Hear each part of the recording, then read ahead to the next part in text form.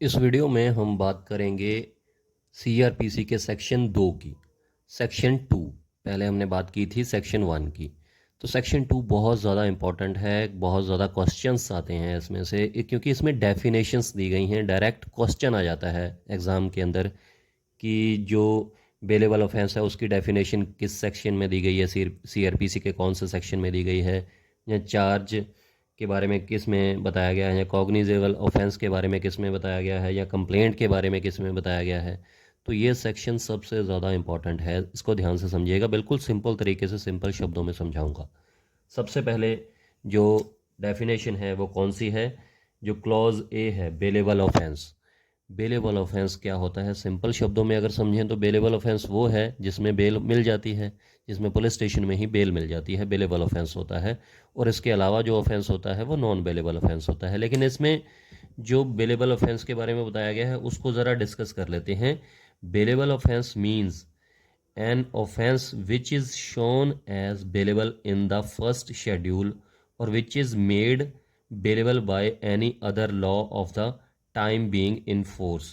देखिए, अगर आप फर्स्ट शेड्यूल में जाएंगे ना, सीआरपीसी के फर्स्ट शेड्यूल में जाएंगे, बेयर एक्ट में जब चेक करेंगे पीछे जाके फर्स्ट शेड्यूल में, तो वहाँ पर एक लिस्ट दी गई है तो कि कौन सा ऑफेंस जो है वो बेलेबल है, कौन सा ऑफेंस नॉन बेलेबल है, और कौन सा ऑफेंस कॉग्निजेबल है या नॉन कॉग्निजेबल है।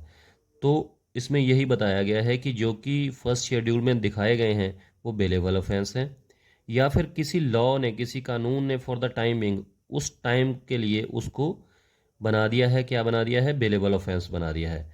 और नॉन बेलेबल ऑफेंस मीन कि एनी अदर ऑफेंस, कि इन बेलेबल ऑफेंसेस के अलावा जो भी ऑफेंस है, जो भी अपराध है, वो नॉन बेलेबल माना जाएगा। तो ये हो गई बेलेबल ऑफेंस की डेफिनेशन। अब बात कर लेते हैं चार्ज की। देखिए, चार्ज क्या होता है? चार्ज जैसे किसी अक्यूज ने, एग्जांपल मैं आपको बता रहा हूँ कि किसी ने किसी के घर में चोरी की, तो उस पर 379 लग गया या 380 लग गया। ये चोरी की धाराएं होती हैं। अब चोरी करने के साथ साथ उसने मारपीट भी की, किसी पर जानलेवा हमला भी किया, तो उसके साथ जानलेवा हमला करने की भी और घर में घुसने की भी एक और धारा लग गई उस पर। तो किसी पर तो किसी अपराध में तो सिर्फ एक ही धारा लगती है, क्योंकि उसने एक ही ऑफेंस किया तो एक ही चार्ज लगेगा। लेकिन कई बार एक अक्यूज जो है वो बहुत सारे अपराध कर देता है, तो उस पर कई अलग अलग चार्ज लगते हैं, तो उनका एक हेड टाइटल बनता है, तो वो भी चार्ज ही कहलाएगा। मैं इसकी डेफिनेशन पढ़ देता हूँ जो इसमें लिखी है। Charge includes any head of charge when the charge contains more heads than one. इसमें वही बताया गया है कि जब एक से ज़्यादा चार्ज हो तो उनका जो हेड टाइटल होगा वो भी चार्ज ही कहलाएगा। इसमें इलस्ट्रेशन भी दी गई है कि A enters into B house and commit theft, कि ए नाम का व्यक्ति जो है वो बी नाम के व्यक्ति के घर में घुसता है और चोरी करता है, और उसको हर्ट भी करता है। मतलब चोरी करने के चार्ज एक हो गया, उसके बाद उसको हर्ट भी करता है, उसको चोट भी पहुंचाता है और मिसचीफ भी करता है। तो here A will be charge for theft, hurt and mischief. तीन चार्ज लगे इसमें। अगर सिर्फ वो चोरी करता तो सिर्फ एक चार्ज लगता, सिर्फ एक धारा लगती, इसमें तीन धाराएं लगेंगी। तो यहाँ पर हेड ऑफ द चार्ज जो है वो तीनों का एक हेड ऑफ द चार्ज बनेगा और वो भी चार्ज ही कहलाएगा। तो ये चार्ज की डेफिनेशन इसमें दी गई है जो बी क्लोज है। अब बात कर लेते हैं सी क्लोज की, कि कॉग्निजेबल ऑफेंस क्या होते हैं, उनके बारे में डिस्कस कर लेते हैं। अब बात कर लेते हैं क्लॉज सी की। देखिए, कॉग्निजेबल ऑफेंस, कॉग्निजेबल ऑफेंस कौन से होते हैं?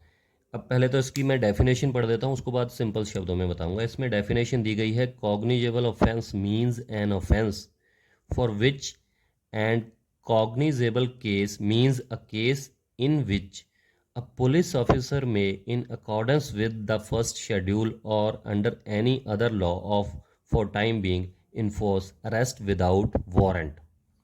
देखिए, कॉग्निजेबल ऑफेंस सिंपल शब्दों में अगर मैं बात करूं तो कॉग्निजेबल का मतलब है कि बहुत ज़्यादा सीरियस ऑफेंस। एक एग्जांपल दे देता हूं, जैसे कि कोई मर्डर है, 302 की धारा लग गई, किसी ने किसी का कत्ल कर दिया, तो वो क्या है? कॉग्निजेबल ऑफेंस है।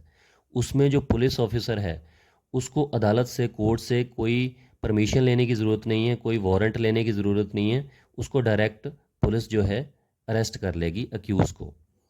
या फिर जो थेफ्ट है वो भी एक कॉग्निजेबल ऑफेंस है, या और ऐसे जो 307 है जानलेवा हमला करने की कोशिश, वो भी एक कॉग्निजेबल ऑफेंस है। तो इसमें पुलिस को अपराधी को गिरफ्तार करने के लिए किसी परमिशन की ज़रूरत नहीं है, किसी वारंट लेने की ज़रूरत नहीं है, वो होता है कॉग्निजेबल ऑफेंस। ये देखिए फर्स्ट शेड्यूल में दिया गया है, सीआरपीसी के फर्स्ट शेड्यूल में दिया गया है। और जो नॉन कॉग्निजेबल ऑफेंस होता है वो मैं आपको बता देता हूँ।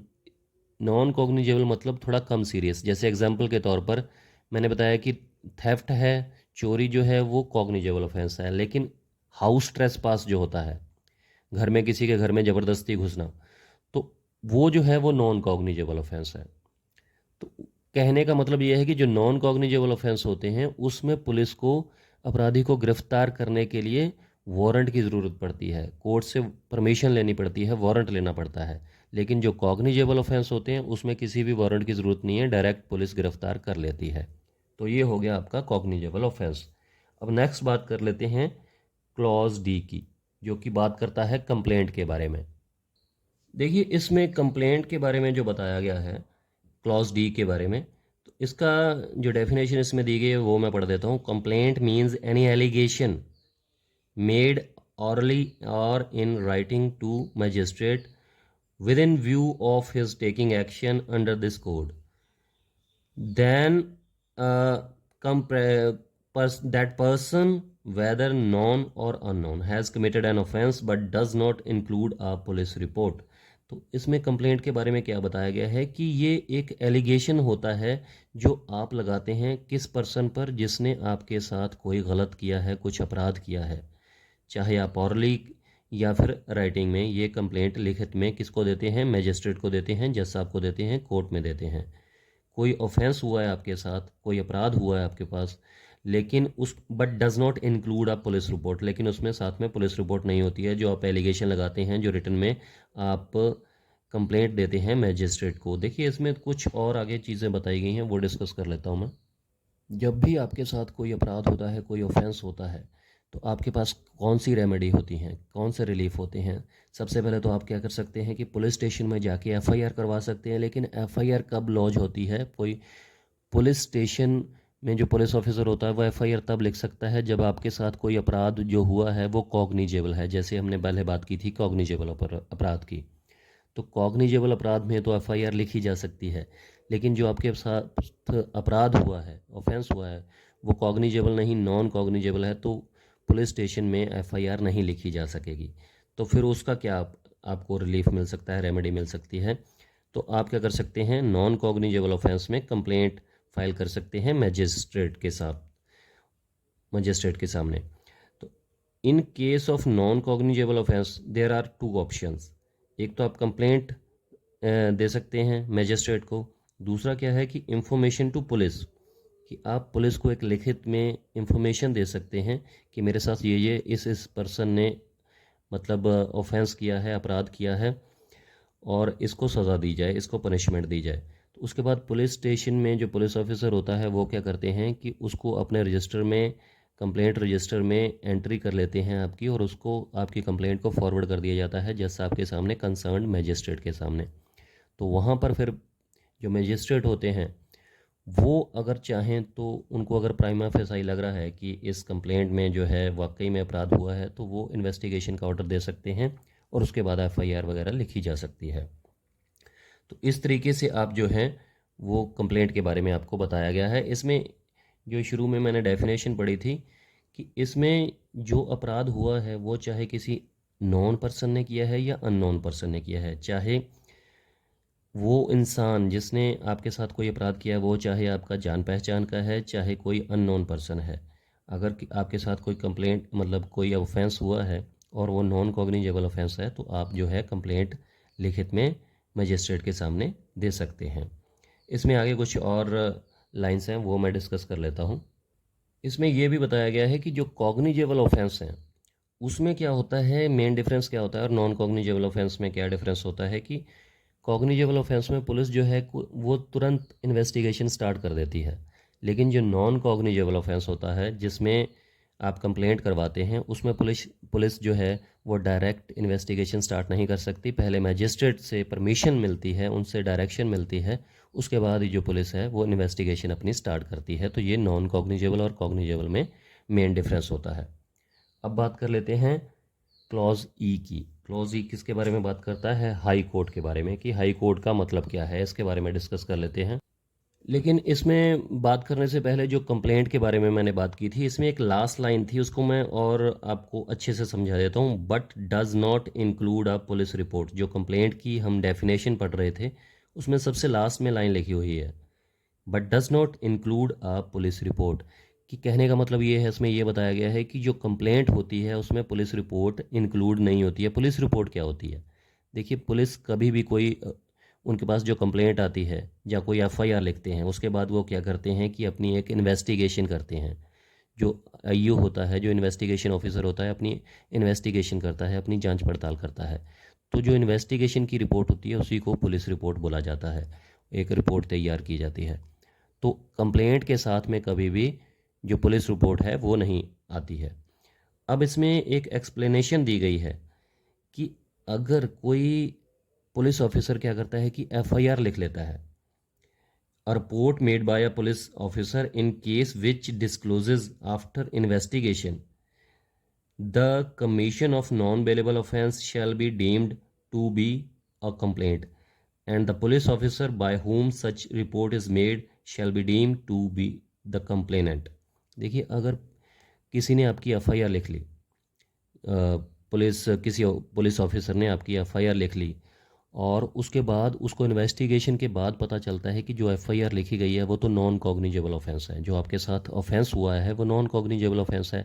जबकि नॉन कॉग्निजेबल ऑफेंस में तो एफआईआर लिखनी नहीं चाहिए, लेकिन वो बाद में पता चला इन्वेस्टिगेशन के बाद में। तो अब पुलिस ऑफिसर क्या करेगा? अब पुलिस ऑफिसर ये करेगा कि उसको जब फॉरवर्ड करेंगे तो वो कंप्लेंट के रूप में मानी जाएगी, क्योंकि वो नॉन कॉग्निजेबल ऑफेंस है। उस एफआईआर को, उस पुलिस रिपोर्ट को क्या माना जाएगा? एक कंप्लेंट माना जाएगा, और जिस ऑफिसर ने वो पुलिस रिपोर्ट तैयार की है उसको एज ए कंप्लेनेंट माना जाएगा। तो ये इसमें बताया गया है। अब बात कर लेते हैं हाई कोर्ट के बारे में। देखिए, इसमें हाई कोर्ट के बारे में ये 3 पॉइंट्स बताए गए हैं। अगर आप चेक करेंगे तो इसमें ये बताया गया है कि हाई कोर्ट का मतलब क्या है, हाई कोर्ट मीन्स। देखिए, सबसे जो पहला पॉइंट है इसमें ये बताया गया है कि in relation to any state the high court for that state. इसमें ये बताया गया कि किसी स्टेट का कोई जो हाई कोर्ट है वही उसका हाई कोर्ट माना जाएगा। जैसे एग्जांपल के तौर पर, अगर जैसे झारखंड स्टेट है तो उसका जो हाई कोर्ट है वही उस स्टेट का हाई कोर्ट माना जाएगा। या गुजरात का है, जो उसका हाई कोर्ट है वही गुजरात स्टेट का हाई कोर्ट माना जाएगा। सेकंड पॉइंट क्या कहता है कि in relation to a union territory, जो यूनियन टेरिटरी होती हैं, to which the jurisdiction of the High Court for a state has been extended by law, that High Court। कहने का मतलब इसमें यह बताया गया है कि जिस स्टेट की हाई कोर्ट का जो ज्यूरिसडिक्शन है वो एक्सटेंड किया गया है उस यूनियन टेरिटरी तक, तो उसको उस यूनियन टेरिटरी का हाई कोर्ट माना जाएगा। एग्जांपल के तौर पे जैसे पंजाब एंड हरियाणा का ऑनरेबल हाई कोर्ट है, वही चंडीगढ़ का भी हाई कोर्ट है। चंडीगढ़ एक यूनियन टेरिटरी है, तो पंजाब एंड हरियाणा के हाई कोर्ट को एक्सटेंड किया गया है चंडीगढ़ की यूनियन टेरिटरी तक, उसका ज्यूरिसडिक्शन। तो चंडीगढ़ का जो यूनियन टेरिटरी है उसका भी high court Punjab and Haryana high court ही है। थर्ड पॉइंट इसमें यह बताया गया कि in relation to any other union territory the highest court of criminal appeal for that territory other than the Supreme Court of India. इसमें थर्ड पॉइंट जो बताया गया है, इसमें यह बताया गया कि सेकंड पॉइंट से अलग जो बाकी यूनियन टेरिटरी हैं उसमें उसका हाई कोर्ट वो माना जाएगा जो उससे concerned high court, highest court होगी क्रिमिनल अपील के लिए। जैसे एग्जांपल के तौर पर सुप्रीम कोर्ट को छोड़ के दिल्ली का जो हाई कोर्ट है वो उस हाईएस्ट कोर्ट को माना जाता है जो क्रिमिनल अपील के लिए सबसे हाईएस्ट कोर्ट है, तो उसी को दिल्ली का हाई कोर्ट माना जाता है सुप्रीम कोर्ट ऑफ इंडिया को छोड़कर। तो इसमें ये चीज़ें बताई गई हैं। अभी हमने डिस्कस कर लिया है क्लॉज ई तक। तो उम्मीद करता हूँ क्लॉज ई तक आपको बिल्कुल अच्छे से समझ में आ गया होगा। अब इसका जो पार्ट 2 है वो नेक्स्ट वीडियो में आएगा, क्योंकि इसमें जो क्लॉज हैं वो वाई तक दिए गए हैं। तो नेक्स्ट वीडियो में बात करेंगे clause H, I, J, K, L, M, N, O, P, R, जो भी जितने भी हैं वाई तक सारे क्लॉजेस की बात करेंगे, क्योंकि वीडियो काफ़ी लंबा हो गया है। तो इसके बारे में बात करेंगे नेक्स्ट वीडियो में। ये वीडियो अगर आपको पसंद आया तो उसको लाइक, शेयर और कमेंट ज़रूर कीजिएगा कि क्या अच्छा लगा आपको। तो शुक्रिया ये वीडियो देखने के लिए, और चैनल अगर सब्सक्राइब नहीं किया है तो सब्सक्राइब ज़रूर कर लीजिएगा, लाइक कर दीजिएगा और कमेंट ज़रूर कर दीजिएगा कि क्या समझ में आया, क्या नहीं समझ में आया, वीडियो कैसी लगी आपको। जो इसमें क्लॉज रह गए हैं, जैसे ई तक हमने कवर कर लिया है सेक्शन 2 सीआरपीसी का, जो कि सबसे ज़्यादा इंपॉर्टेंट है, सबसे ज़्यादा क्वेश्चंस आते हैं इसी में से।